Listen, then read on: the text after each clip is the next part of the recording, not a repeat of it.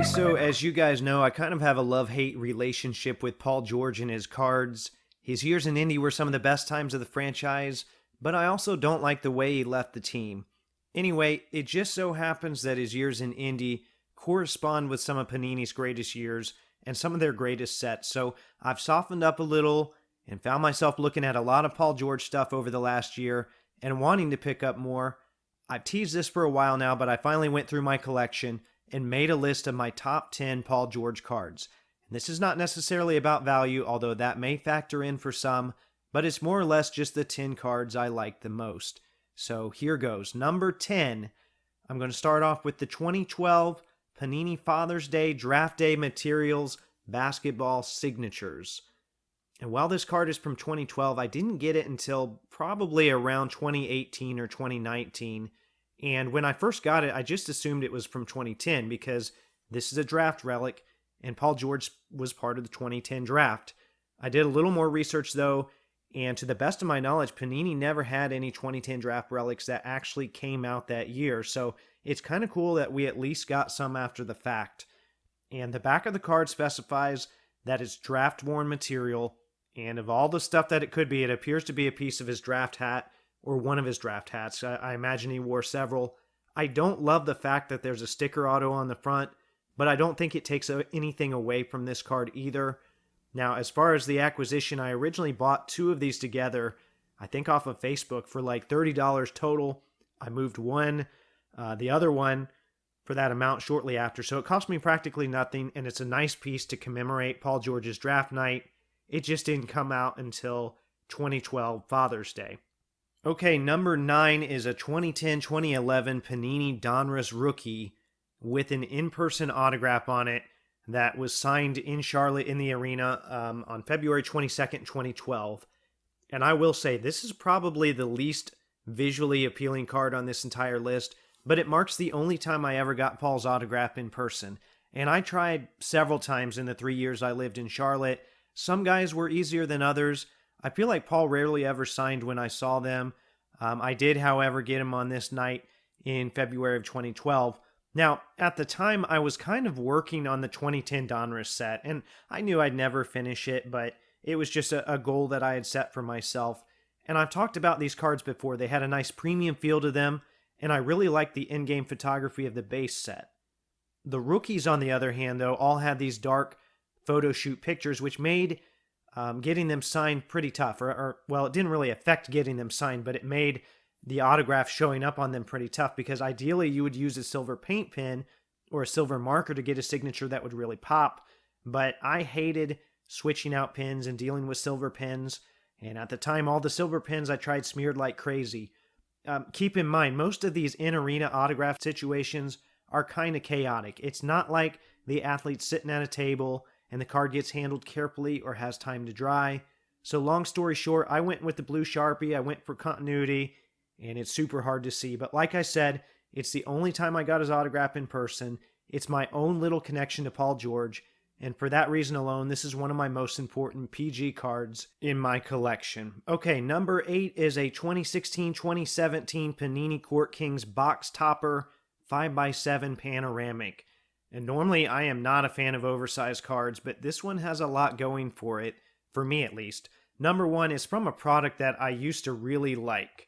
Court Kings used to feel a lot different from the other stuff Panini put out, and for it being such a low-end product, I felt like it had a lot of quality cards in it too. From the canvas-like base cards, to the case hits, to the game-dated memorabilia cards, there was a lot to like, and then you could throw box toppers in on top of that too. The main reason I like this box topper of Paul George so much is that it pictures a Pacers Magic game I went to in Orlando on January 6, 2016. Now, admittedly, I don't remember much about the game, but this has kind of become my souvenir from that game after the fact. It's got a great picture of Paul driving in for a layup, and it looks like it was photographed from the top of the backboard. It's very similar to a picture from the same game they used for his 2016 Hoops base card, but it's not the exact same one. Now, for whatever reason, the back of the card talks about the previous game against the Heat. Maybe they intended to use a picture from that one instead, but I'm just happy they used the Orlando picture either way. Okay, number 7 is a 2013-2014 Panini Flawless Jumbo Patch numbered to 25. And this is actually a card that I have 2 copies of. Just as I did with my Rick Smith's Flawless Patches on my top 50 countdown, I'm going to lump these 2 copies into one here. There's not a lot to say about this one, even though it does, rank 7th on the list. I just really like large patch windows, and when it comes to Flawless Patches, the 2013 windows were about as big as it gets. I wish I had picked up some of these when they are a lot more affordable, but it is what it is. I'm fortunate to have 2 of them nonetheless. All right, number 6 is a 2016-2017 Panini Spectra Spectacular Swatches Gold card, numbered to 10. And normally you hear a patch window shrinking over the years, and I kind of alluded to it there when I was talking about Flawless Patches, but the gold Spectra swatches were all pretty small from the time they debuted in 2013 all the way up until 2015. Well, come 2016, they got a lot bigger, and the set was either replaced by or renamed or upgraded to a memorabilia set called Spectacular Swatches. So this is another card on the list with a large patch window and large patch portions from 2 different letters in the George nameplate. On top of all that, it's the gold version of this card, and that color scheme works really well with Pacers players. Number 5 is a 2013-2014 Panini Court Kings 2-on-2 Quad Memorabilia Prime, numbered to 25, that features Paul George, Roy Hibbert, LeBron James, and Dwayne Wade. Now, I've talked about Court Kings a little already with the Panoramix box topper. This card has a similar canvas-like surface, and it's representative of something I thought Panini did really well with in the 2012 to 2015 range specifically, and that's memorabilia cards. To me, this card is representative of the playoff battles between those Pacers and Heat teams in the early 2010s. Unfortunately, the Pacers were never able to get the better of the Heat, despite jumping out to an early lead one series. But I have a lot of good memories from those times nonetheless, and I figure if I'm going to pay for a prime LeBron Heat relic, I might as well grab one that features some of my players too, because they made several iterations of these, including one in 2012 Immaculate that had pretty small patch windows, and then I think they replaced Roy Hibbert with George Hill. I've got the jersey version of that one, but I like this Court Kings version a lot better. So much so I ended up with 2 copies, because after I bought the first, another showed up and I felt like the price was right. As you guys know, when it comes to patch cards, I don't mind duplicates because the patch pieces are almost always never the same. Okay, number 4 is a 2013-2014 Panini Prism Blue Prism Parallel. And from what I remember, the 2013 Prism unnumbered parallels have always been a bit of an enigma to collectors. At least they have to me, because you have the greens, which were across all retail. Reds were Target exclusives, and then the blues were at Walmart only. And I feel like in general, there are a lot more Walmarts than there are Targets. If that's the case, you'd think there'd be more blue Walmart exclusives out there, or at least they'd be easier to find, but that doesn't seem to be the case at all. For whatever reason, they're pretty hard to find, especially for the inserts. Now, I don't generally buy cards just because they're scarce. There has to be something I like about the card itself as well. In this case, I think the blue pops about as well as any year of blue prisms. There's a couple other good years as well, maybe 2018, 2020 were both really nice. Some years have looked more dull, like 2017 by far is the worst. But 2013 looks great. So visually, I really like this card, and I chase the whole Pacers set. Add in the fact that it's scarce, that's a nice bonus. I'll take it. But overall, it's just a really nice card. Okay, we made it to the top 3. Number 3 is a 2013-2014 Panini Immaculate Collection Team Logos Jumbo Patch numbered to 12. And this is a card I had at number 2, then I moved it back to 3. I think I've moved it back and forth a couple times. But no matter where it's at, I think 2012 and 2013 Immaculate are 2 of the best jumbo patch products in Panini's entire basketball run. Unfortunately for me, the 2013 version only had 2 Pacers players in it. Now, Danny Granger's cards all had Pacers patches in them, but he was pictured as a Clipper. So the 2 Pacers in the set were Louis Scola and Paul George. And I've had a Scola patch for a while now, but for the longest time I needed a PG. And one of my goals for my Pacers collection is to get the biggest, nicest patch piece I can find for every player that has Pacers patches. As you can see from this list, I've had some nice Paul George patches over the years, but nothing that's this size. Not even the 2013 Flawless Jumbos I talked about earlier. So I definitely paid a premium for this one, but there's only 12 copies, and you just don't see a lot of this kind of stuff show up anymore. Combine that with the size of the patch, and that's why this one is part of my top 3. Okay, number 2 is a 2015-2016 Panini Preferred Statline Memorabilia Booklet Prime, numbered to 25. And I said earlier that I wasn't too big on oversized stuff. Well, that includes booklets, but this card has so many qualities about it that I like. I have no problem overlooking the fact that it's a booklet.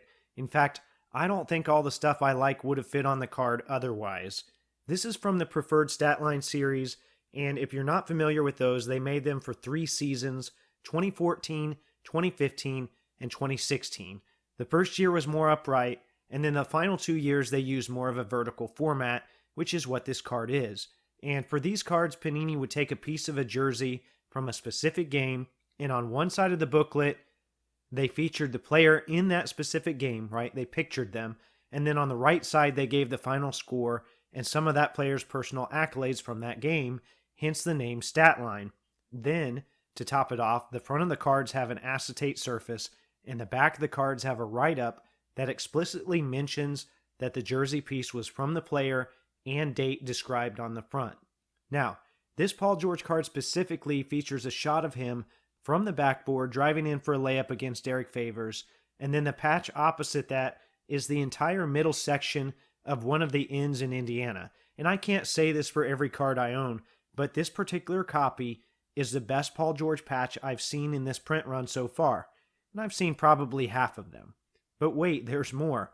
Some of the stat lines for players in this set are not all that great. It just depends on what jersey Panini was able to get their hands on for that player. But check out this Paul George stat line from December 5th, 2015. 48 points, 8 rebounds, and 8 three-pointers. Now, we're going to look past the fact that the Pacers still somehow lost that game, because to this day, those 48 points are still a career high for Paul George, which is kind of crazy when you think about the boom in scoring we've had these last couple seasons, but he hasn't topped the 50-point mark yet, and who knows if he ever will. If not, I'll always have a piece of that career high game. All right, well, it's going to be hard to top that one, but those of you that have followed my collection for a while now might have an idea which card I'm going to name off as number 1, because yes, there is still one card I like more. Number 1 is a 2016-2017 Panini Grand Reserve Hickory Jumbo Laundry Tag 1 of 1. And there are very few team-specific insert sets out there. Most of them revolve around teams like the Lakers or the Celtics. So to get a Pacers-centric set was a dream come true for me. I'm still kind of surprised this set was even made. But back in 2015, the Pacers signed a contract with MGM to wear these Hickory-themed uniforms from the movie Hoosiers. And for those of you that haven't seen the movie, it's about this small town whose high school team goes all the way to the Indiana State Championship. Obviously, there's their struggle along the way. It's got Gene Hackman in it. Great movie if you haven't seen it. Anyway, the Pacers ended up wearing some iteration of these Hickory jerseys for a handful of years, and pretty early on in that time frame, Panini got a hold of at least 5 different pairs of shorts that they ended up using in memorabilia cards, primarily this Hickory-themed set from Grand Reserve, which had a canvas-like material on the front, and the relic as well on the front, and then a picture of the source material on the back, which was not all that common with Panini. I've only seen them do that for a handful of sets over the years. Usually it is short stuff, coincidentally. So once again, to do it for a Pacers set, I was really impressed. Now, the standard version of this card features a plain swatch and was numbered to 39. Those are relatively hard to track down to this day. I'm not saying they're necessarily sought after, they're just not easy to find. And actually, I still need one of them. I think it's Miles Turner. I don't remember right off the top of my head. The prime version, though, is even harder to find because they were all serial numbered 101 and featured a big piece of the Adidas shorts tag. So it's not like there was a version to 5 or a version to 10. It was this base relic numbered to 39, and then the Prime 101. That's it. 5 or 6 years ago, I was able to land the Glenn Robinson III 101 from the set, who's probably the worst player of the 5, no disrespect to Glenn, but it was his only Pacers Prime relic, so I really wanted that one and I was going to pay up for it, and I finally did. I tracked it down for my team collection. I kind of figured that would be the only one I would ever get. Well, 2023 rolls around, and a bunch of Paul George stuff shows up on eBay. This card was one of them. It was around the same time I got a little bonus at work, and the rest is history. I can now definitively say I have the 101 card for the best Pacer in the set, and I'm really happy about that. I'm very fortunate about the timing, and when you combine all of those factors together, that makes this my number one Paul George card in my collection.